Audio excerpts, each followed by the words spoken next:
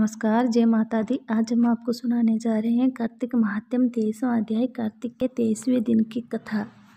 ऋषि कहने लगे, हे सूत जी, भगवान के चरणों से उत्पन्न हुई गंगा जी की महिमा कहिए। तब सूत जी ने कहा, हे ऋषियों, जो कुछ नारद जी ने राजा पृथु से कहा वही मैं तुमको सुनाता हूँ।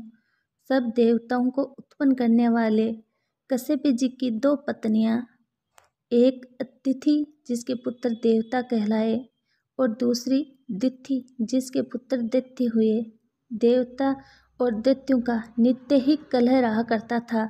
उस समय विरोचन का पुत्र अर्थात प्रहलाद का पौत्र राजा बलि दैत्यों का राजा था। उसकी सेना अत्यंत विशाल थी। उसने समस्त पृथ्वी को जीतकर स्वर्ग का राज्य प्राप्त करने के लिए देवताओं पर चढ़ाई कर दी। इंद्र के राज्य को चारों ओर से घेर लिया। देवता भी युद्ध करने के लिए बाहर आए। तब अत्यंत घोर संग्राम हुआ।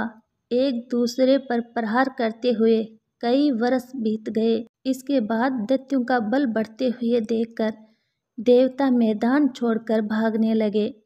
तत्पश्चात दैत्यों ने सारे स्वर्ग पर अपना अधिकार जमा लिया। बलि स्वयं इंद्र के आसन पर बैठने लगा। साथ ही देवताओं के समस्त कार्य अपने राक्षसों के अधीन कर दिए। यज्ञ की बलि भी आप ही लेने लगा।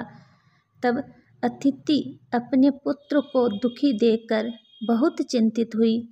फिर वह अपना स्थान छोड़कर देवताओं की जय तथा दैत्यों की पराजय के निमित्त भगवान की तपस्या करने के लिए हिमवान पर्वत पर चली गई।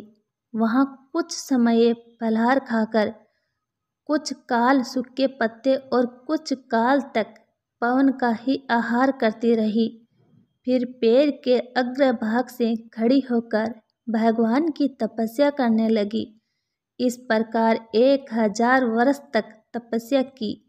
मायावी राक्षसी अतिथि की घोर तपस्या से चिंतित होकर राक्षसी माया से देवताओं का रूप धारण कर अतिथि के पास जाकर कहने लगी कि हे माता, तुम हमारे लिए इतना घोर तप क्यों कर रही हो?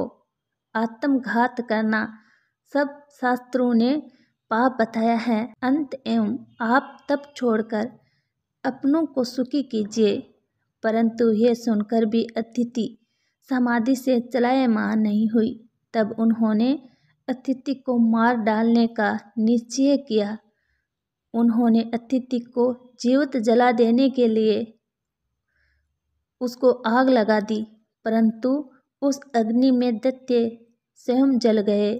अतिथि को किसी प्रकार की हानि नहीं पहुंची और ना ही उन्हें इसका कुछ पता चला, क्योंकि भगवान ने अपने सुदर्शन चक्र से अतिथि की रक्षा की।